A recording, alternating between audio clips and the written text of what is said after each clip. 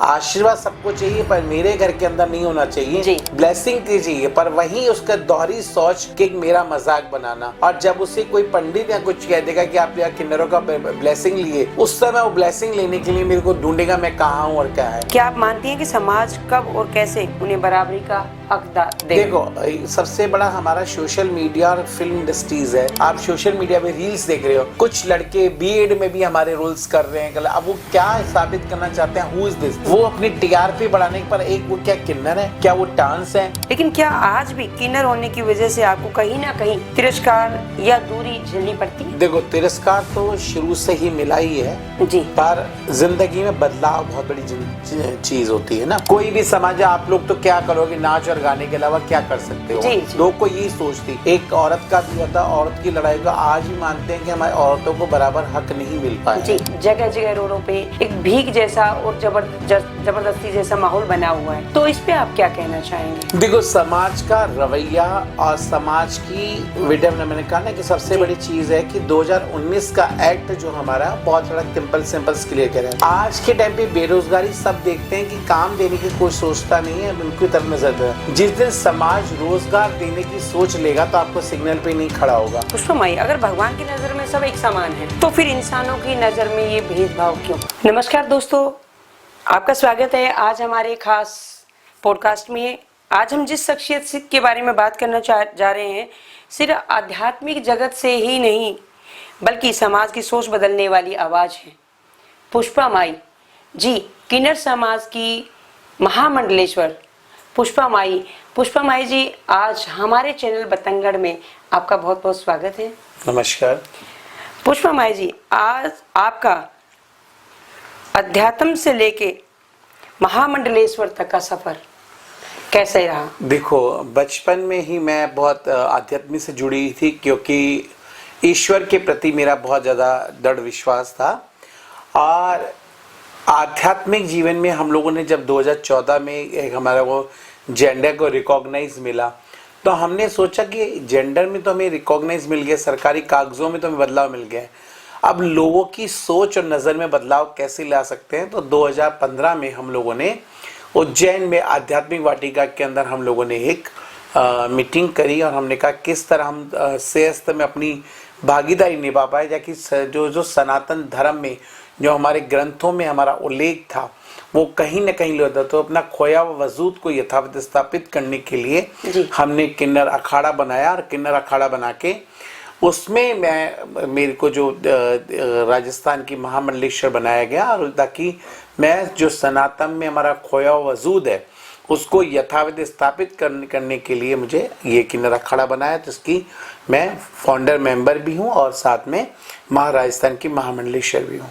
जी, पुष्पमाई, आपका जन्म का नाम पुष्पा ही था या कुछ और? नहीं, जन्म में मेरा नाम प्रदीप था और मैं 4 सिस्टर के ऊपर हुई थी जी। और बचपन से ही मैं बड़ा गर्लिश टाइप में थी, क्योंकि 4 सिस्टर के ऊपर होना था, बड़ा आप जानते हैं कैसा स्वाभाविक रहता है जी। तो वही जो बड़ी बहन, क्योंकि मध्यम परिवार से थी तो बड़ी बहनों के कपड़े जो थे वही मैं पहना करती थी जब तक।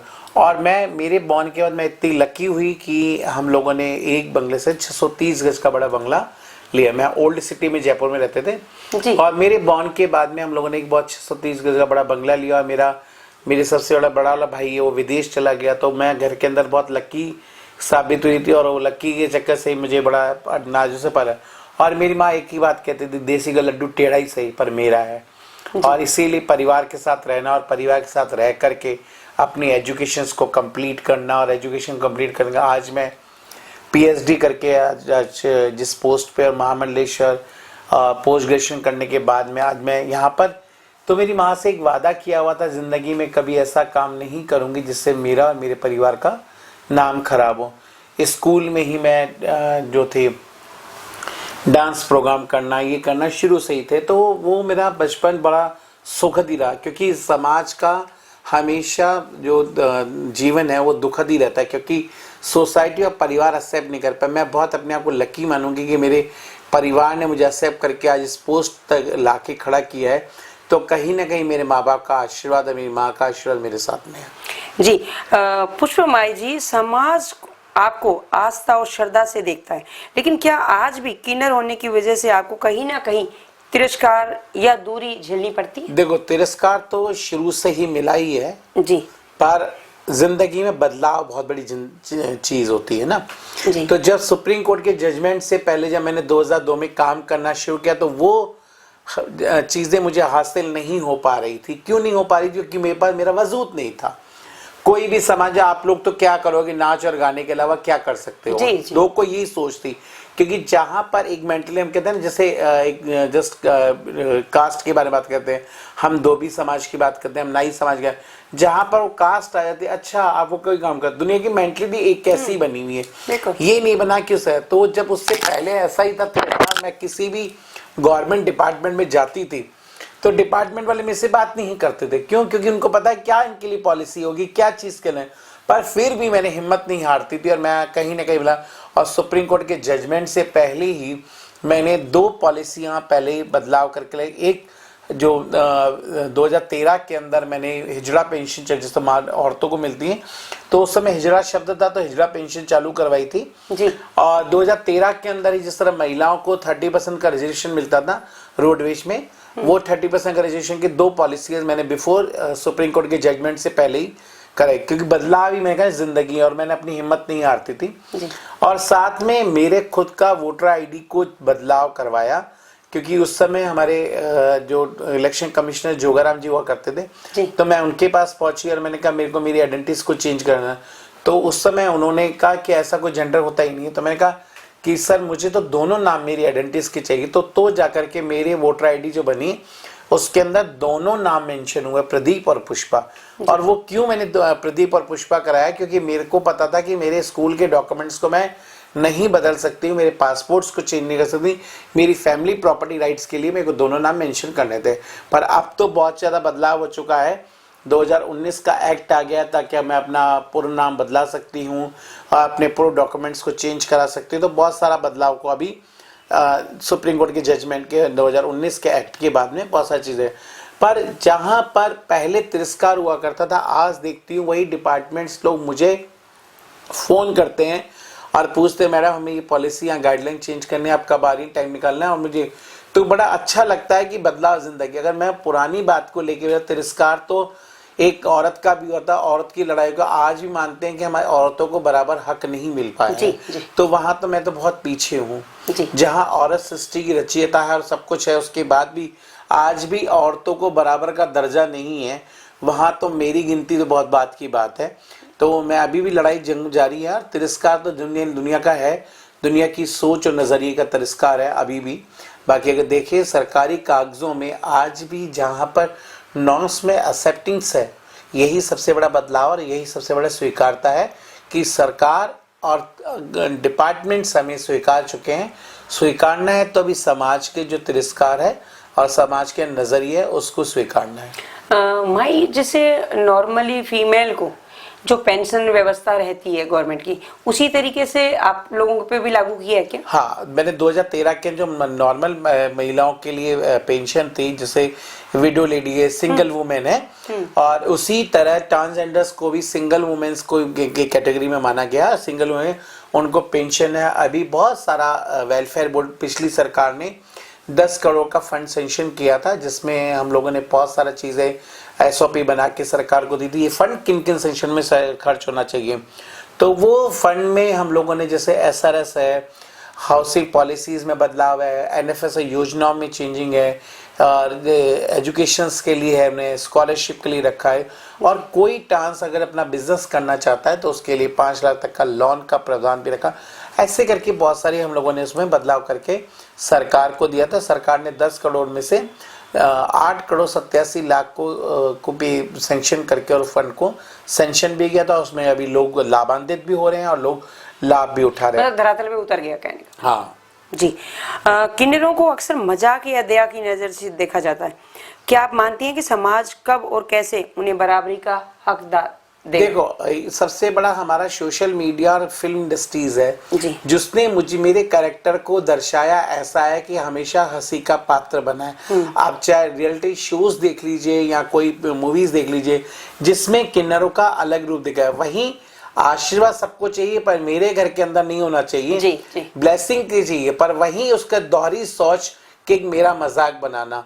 और जब उसे कोई पंडित या कुछ कह देगा कि आप यहाँ किन्नरों का ब्लेसिंग लिए, उस समय वो ब्लेसिंग लेने के लिए मेरे को ढूंढेगा मैं कहाँ हूँ और क्या है। तो ये अभी तक मैंने कहा ना, दोहरी सोच और दोहरा नजरिया समाज का जो है वो बड़ा विडम्बना, जो हर किसी, एक औरत हो, पुरुष हो या महिला हो, सबके प्रति एक दोहरी सोच और दोहरा नजरिया आज भी कायम है, जिसके लिए आज भी हम जूझ रहे हैं। क्योंकि आज तक समाज को हम एक रूप अलग दिखाते हैं, पर वही हमारे समाज के लोग और वही मीडिया का, सोशल मीडिया अलग देखो, आप सोशल मीडिया पे रील्स देख रहे हो, कुछ लड़के बीएड में भी हमारे रोल्स कर रहे हैं। अब वो क्या साबित करना चाहते हैं, हु इज दिस? वो अपनी टीआरपी बढ़ाने पर, एक वो क्या किन्नर है, क्या वो डांस है? या तो डांस है तो अपनी आइडेंटिटीज के डांस के साथ प्रेजेंट करें, नहीं तो अदरवाइज डांस को आज भी विजिबिलिटी ना होने की वजह से काफी सारी पॉलिसीज और गाइडलाइन में बदलाव नहीं हो पा, क्योंकि विजिबिलिटी नहीं है ना। आप देखो कि आज मैंने 2013 के आंकड़े में हम लोगों ने 22.5 लाख लोग की जनगणना करवाई थी, जब जो हमने यूएनडीपी के साथ मिलकर के एक सुप्रीम कोर्ट में, उच्च न्यायालय में हमने पेश करी थी। तो आज भी विडम्बना देखो, उसमें मात्र 25,000 लोग ही अपना ट्रांसजेंडर आइडेंटिटी कार्ड बना पाए। क्यों? क्योंकि जिनको जरूरत है वो धरातल पे आ नहीं रहे, विजिबिलिटी अपनी दिखाने पर है, और न विजिबिलिटी न होने की वजह से आज भी समाज को कहीं न कहीं इस तरह की सामना करना पड़ रहा है। पुष्पा माई, पहले किन्नर समाज का जो दायित्व था वो खुशी में जाके अपना नाच गाना भी करते थे और जो बधाई मिलती थी वो लेते थे।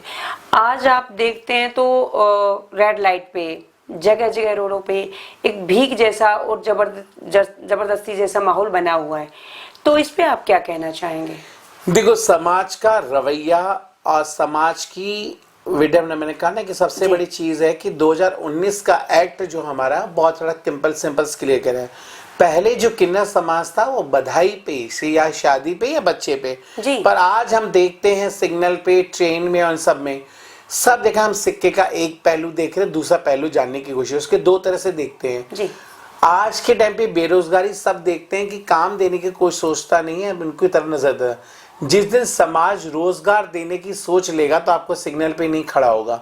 और दूसरा, मैं कानून को भी यहां से सब बोलूंगी कि जब हमारा 2019 का एक्ट कह रहा है कि समाज को मुख्य धारा से जोड़ने के लिए अगर कोई आज से मिसबिहेव कर रहा है, चाहे वो मेल हो, फीमेल हो या ट्रांस हो, उससे 6 महीने से 2 साल तक की सजा का प्रावधान है। आपसे कोई जबरदस्ती नहीं कर।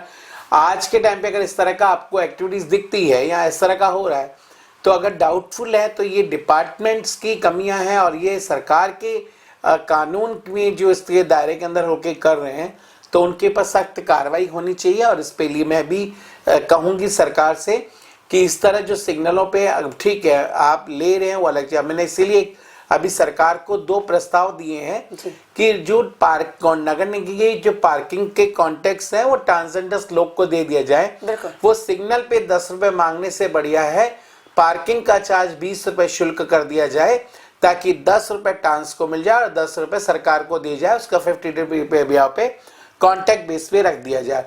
दूसरा प्रस्ताव दिया है कि मैंने जो पिंक टॉयलेट्स बने हैं, जो उन पिंक टॉयलेट्स पे 5 ट्रांसजेंडर्स को काम पे रख दिया जाए, ताकि उनको लाइवलीहुड के साथ मिलेंगे और लोग की सोच और नजरिया बदल सके।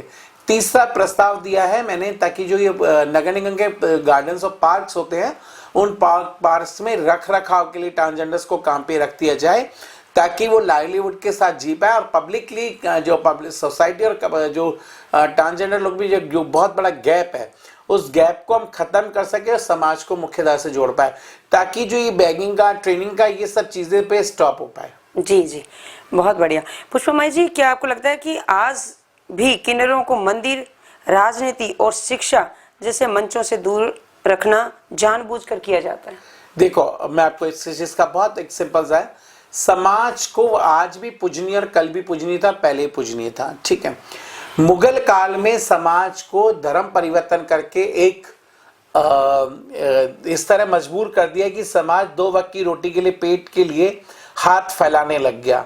और उसके बाद में मुगलों ने उनको हिज कल्चर में लेके हिजड़ा शब्द दे दिया गया।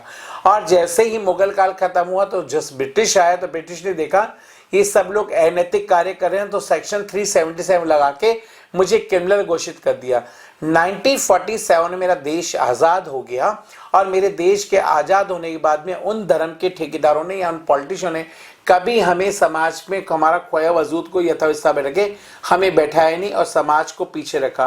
पर दादा भीमराव अंबेडकर साहब ने जब कॉन्स्टिट्यूशन लॉ में आर्टिकल 30 में लिखा इक्वालिटी की बात करी गई, तो मैंने कहा इक्वालिटी कहाँ पर है, मैं भी उस समाज का हिस्सा हूँ, उसी माँ के पेट से 36 नसों का दूध पी के बड़ी हुई हूँ, तो मैं भी उस समाज का हिस्सा हूँ, तो क्यों ना मुझे बराबर दर्जे का। तो ताकि हमने जाके सुप्रीम कोर्ट का दरवाजा खटखटाया, और जब सुप्रीम कोर्ट का दरवाजा खटखटाया तब जाकर के हमें अपना खोया वजूद को 2014 में जजमेंट मिला।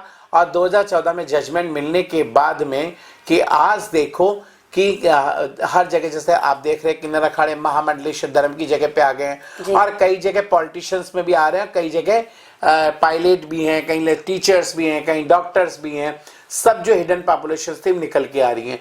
और बदलाव होना जरूरी भी है, और बदलाव ही जिंदगी है। पुष्पमाई, अगर भगवान की नजर में सब एक समान है, तो फिर इंसानों की नजर में ये भेदभाव क्यों? ये भेदभाव तो देखो हमें करना किसने सिखाया। हमारे अगर राम राज्य में देखूं या त्रेता युग में देखूं या द्वापर युग में देखती हूँ, तो वहां तो कोई भेदभाव नहीं था। ये कास्ट रिलीजन किसने बनाया? मुगलों ने, ब्रिटिश ने बनाया, तो उससे वो चला आ रहा। और आज भी हम देखें तो हम वही ब्रिटिश की काल की जो सोच है हम उसी को अपना रहे हैं। और हम देखते हैं तो मुगल वाला एक फूट करो राज्य करो, है ना। तो आज हम किसको अपना रहे हैं? हमने आज तक ब्रिटिश को अपने यहाँ से घर से निकाला नहीं, हमने मुगल काल को भी निकाला नहीं, हम सारी चीजें वही कर रहे हैं। तो जिस दिन बदलाव के लिए भेदभाव को छोड़ करके हमारा दादा भीमराव अंबेडकर के जो कॉन्स्टिट्यूशन लॉ में जो लिखा है इक्वलिटी की बात करी गई है, समानता की बात करी गई है, वो समानता की बात का कॉन्स्टिट्यूशन लॉ को, संविधान को तो कोई नहीं फॉलो कर रहा। आज के टाइम पे अगर हमारा देश, क्योंकि हमारे देश का संविधान 40 देशों से मिलकर के एक बड़ा सुंदर सा हमारा कॉन्स्टिट्यूशन लॉ बना गया है। आज उसको किसी को पता ही नहीं मेरे कॉन्स्टिट्यूशन लॉ में क्या क्या आर्टिकल्स हैं, मेरे राइट्स क्या हैं, एक छोटे बच्चे को नहीं पता, क्योंकि हम स्कूल में पढ़ाते ही नहीं है। और जिस दिन हम बच्चों को पढ़ाएं तो ये समानता का अधिकार उसी दिन हो जाएगा, क्योंकि हम स्कूल में जो टीचर होता है वो गुरु के बराबर होता है। पर वो आज के टाइम पे टीचर्स भी, सॉरी मैं गलत इस माध्यम से बोल रही हूँ, कि आजकल टीचर भी प्रोफेशनल हो गए हैं, वो जितनी सैलरी मिलेगी उस हिसाब से पढ़ाएंगे। पहले टीचर बच्चों को मन लगा करके ऐसी शिक्षा देते थे जिसको बच्चा, पर आज हम खुद ही वही डिस्क्रिमिनेशन दे रहे हैं। जो बच्चा अब ज्यादा अमीर है उसको हम आगे प्रेफरिंग कर रहे हैं उसको। तो टीचर्स का ही दायित्व है कि इक्वालिटी की बात करें। जी पुष्पमाई, अक्सर लोग किन्नरों को दुआ देने के लिए घर बुलाते हैं और साथ बैठने से कतराते हैं, क्या यह समाज का सबसे बड़ा दोहरी सोच नहीं है? मैं शुरू से ही कह रही हूँ कि समाज का दोहरी सोच और दोहरा नजरिया, एक तरफ आशीर्वाद सबको चाहिए पर मेरे घर के अंदर नहीं होना चाहिए। और वही समाज की विडंबना देखो कि मुझे घर बुला के किसी ने कहा कि आपके सॉरी बुद्ध कमजोर है या पंडित ने बोल दिया तो आप वही ब्लेसिंग करें।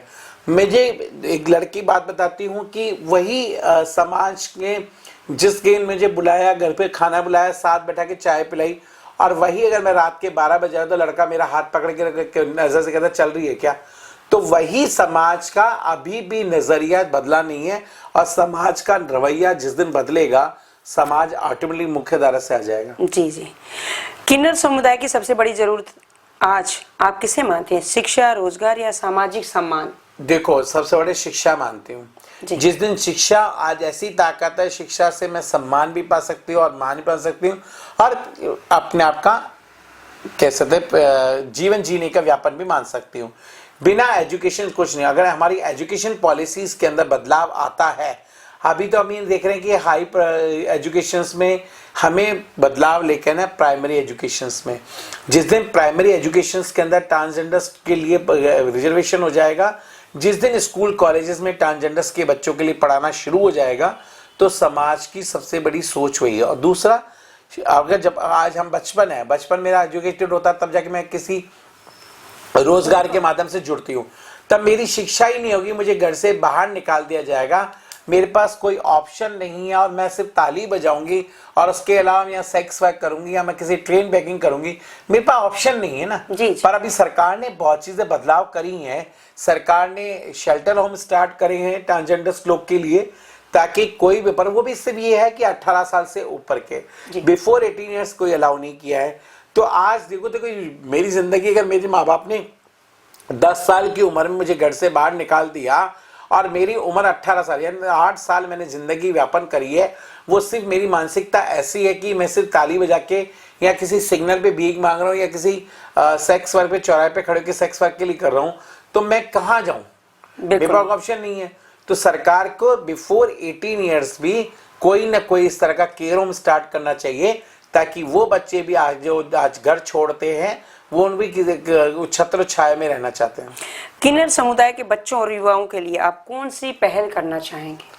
पहल तो मैंने कर चुकी हूँ। 2021 के अंदर शेल्टर होम चला रही हूँ, जिसमें हर साल 25 बच्चे निकालती हूँ, जिसमें 15 को तो हम लाइवलीहुड देते हैं, और लाइवलीहुड देना ही हमें, और उसके साथ सेल्फ रेंट खड़ा कर लेते हैं और उनको, ताकि बड़े बड़े जो कॉर्पोरेट सेक्टर्स हैं उन पे उनको जॉब रिकमेंड के लिए करते हैं हर साल।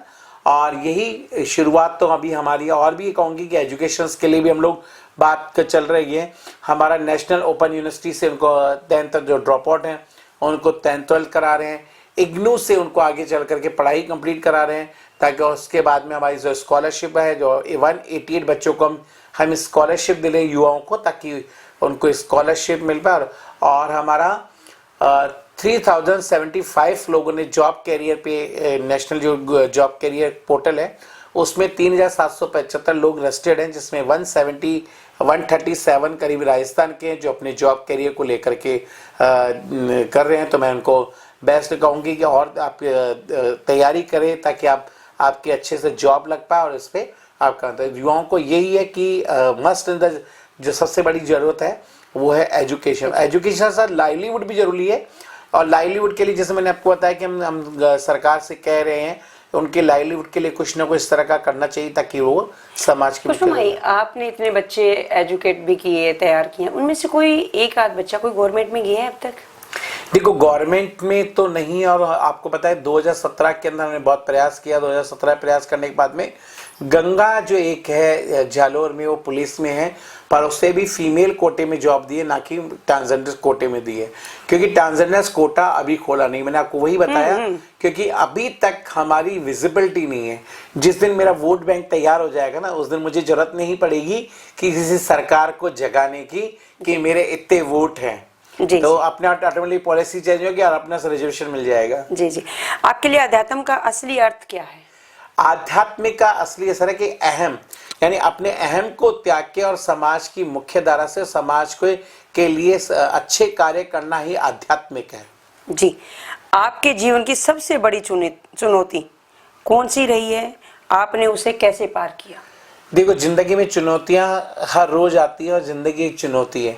और मेरे लिए तो आप जानते हैं कि शुरू से पग पग पे हर एक नई चुनौती आती है, और उन चुनौतियों को पार करते हुए आज राजस्थान में मैंने बोर्ड बनाया, इलेक्शन डिपार्टमेंट की स्टेट आइकॉन बनी, नगर निगम ब्रांड एम्बेसडर बनी, और समाज के प्रति कई शेल्टर होम्स चुनौती थी सबसे बड़ी। 2021 के अंदर जब सरकार ने मुझे कहा कि एक शेल्टर होम डालना है और 4000 स्क्वायर फीट की जगह चाहिए, जहाँ किन्नरों को एक रूम नहीं मिलता, वहां मुझे इतनी बड़ी, और 25 लोग को रहना, 10 जनों का स्टाफ, यानी 35 जनों के लिए एक बड़ा सा मकान ढूंढना तो बहुत बड़ा चुनौती था।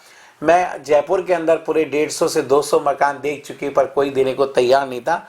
आखिर में एक मकान मिला, उसने मुझे मकान भी दिया, और मकान देने के बाद में टर्म्स और कंडीशंस बहुत ज़्यादा करी गई, और टर्म्स और कंडीशन से ही की फॉलो की है। और 3 साल में मुझे वो जगह बाइंड अप भी करनी पड़ी, क्योंकि कई सारे इश्यूज हैं, सरकार की फंडिंग्स को लेकर के इश्यूज है, समाज के और भी चैलेंजेस हैं जो हमें आए दिन रोज फेस करने पड़ते हैं, क्योंकि रोजमर्रा की जिंदगी में जहाँ पर समाज को एक रूम नहीं मिल पाता, और वहाँ पर एक बड़ा मकान लेकर के और उनको हैंडल करना बहुत बड़ी चुनौती है। तो दूसरा, जहाँ पर एक सिग्नल पे खड़ा हुए बच्चे को ला करके उसकी काउंसलिंग करके और उसको लाइवलीहुड के साथ जोड़ना या स्किलिंग की तरफ जोड़ना, और 3 महीने प्रयास करने पर अगर चौथे महीने में कहता है मुझे ये सब कुछ नहीं करना, तो बहुत बड़ा टास्क रहता है और ये चुनौती है। और कुछ इस चुनौती को पार कर जाता है वही आगे निकल जाता है। बाकी तो कई बार फेल भी होता है और हमें कई समाज के जो कहते हैं ना अच्छा काम करते हैं लोग उन्हें बुरा भी कहते हैं।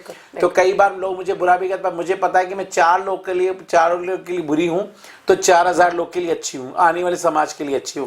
तो 4 लोग मुझे बुरा कहते हैं उससे मुझे फर्क नहीं पड़ता, मुझे 4000 लोग के लिए सोचना है। और 4000 लोग मेरे लिए बुरा कहते हैं तो मुझे 4 लाख लोग के लिए सोचना है। तो मुझे उसका फर्क नहीं करना कि लोग मेरे बारे में क्या सोचते हैं। जी, आने वाले समय में किन्नर अखाड़े के लिए क्या योजनाएं हैं?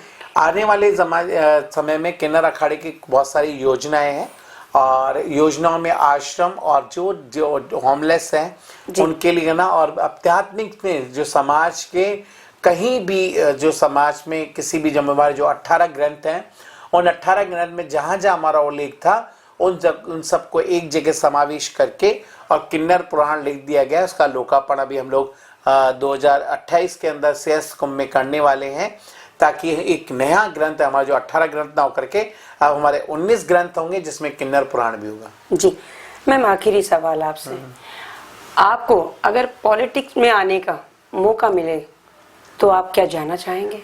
देखो, पॉलिटिक्स में आने में कोई ऐतराज नहीं है, पर पॉलिटिक्स जो है वो 5 साल या 10 साल के लिए होती है। 5-10 साल के मैं समाज की आवाज हूँ और मैं समाज की आवाज ही बन के रहना चाहती हूँ। अगर मैं पॉलिटिक्स में आऊँ तो जो सरकार की भाषा है मुझे वही बोलनी पड़ेगी, होगा हो जाएगा या देखेंगे आगे क्या होता है। तो बेटर है कि समाज की आवाज है, समाज की आवाज को आवाज रहने दो, समाज को कहीं विभाजन ना करें। अगर मौका मिल जाए तो बुरा ही नहीं है मेरे हिसाब से। देखो, मौका मिले तो वही उसी समय के एज ए किसी भी पोस्ट पे बैठना है तो समाज को ही मुख्य धारा से लाने की सोचना है, ना कि और मुद्दों को लेकर के सिर्फ समाज के ही मुद्दों और समाज के ही उत्थान के लिए सोचना है। जी पुष्पा जी, आपने अपने जीवन और विचारों से समाज को एक नई दृष्टि दी है। हम दिल से आपका धन्यवाद करते हैं। आपने चैनल के माध्यम से अपने अनुभव और अपनी प्रेरणा हमसे साझा करी। बहुत बहुत धन्यवाद। देखते रहिए बतंगड़ न्यूज चैनल सोनिया कौशिक के साथ एक अगले शख्सियत के साथ अगले पॉडकास्ट तक। जय हिंद, जय भारत, जय राजस्थान।